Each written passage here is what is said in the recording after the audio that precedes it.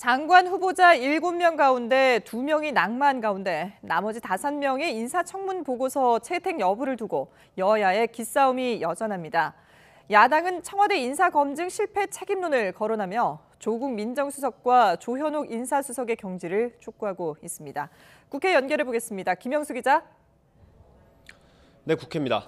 장관 후보자들의 인사청문 보고서 채택 시한이 오늘인데 전망이 어떻습니까?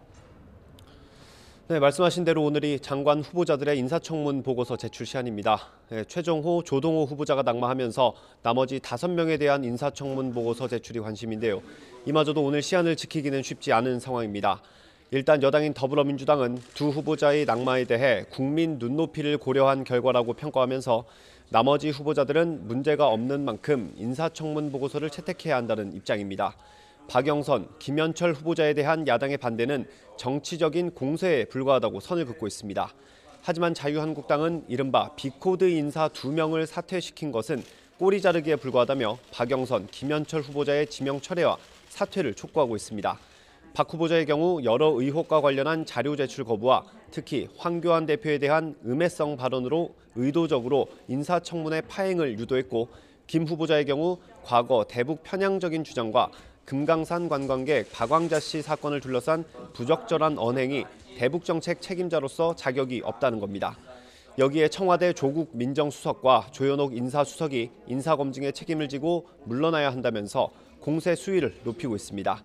인사청문 보고서는 오늘 중에 채택되지 않으면 대통령이 10일 이내의 기간을 정해서 보고서를 다시 보내달라고 요청할 수 있습니다. 이 때문에 당분간은 여야 공방이 계속 이어질 것으로 보입니다. 네, 4.3 보궐선거 상황도 살펴보죠. 이제 이틀 앞으로 다가왔는데 여야 움직임 어떻습니까? 네, 먼저 더불어민주당은 주말 동안 당 지도부를 포함해 50명이 넘는 현역 의원들을 전선에 투입했습니다.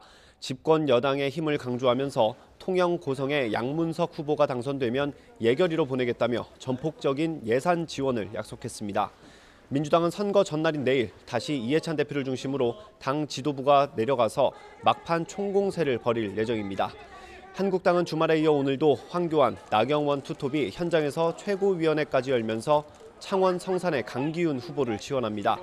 한국당은 지역경제 침체와 인사검증 실패, 여기에 김의겸 전 청와대 대변인의 부동산 투기 논란 등을 지적하며 무능한 문재인 정부를 심판해야 한다고 강조하고 있습니다.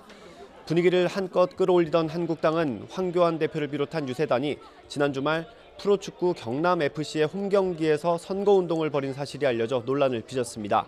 여야 사당이 일제히 비판하고 있는 가운데 경남FC도 관련 규정을 근거로 선거운동을 말렸는데도 받아들여지지 않았다고 공식 입장을 내면서 막판 표심에 어떤 영향을 미칠지 주목됩니다.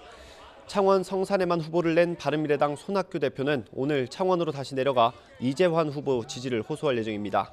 범진보 단일화에 성공한 정의당의 이정미 대표는 이른 아침부터 창원에서 여영국 후보를 지원하고 있습니다. 지금까지 국회에서 전해드렸습니다.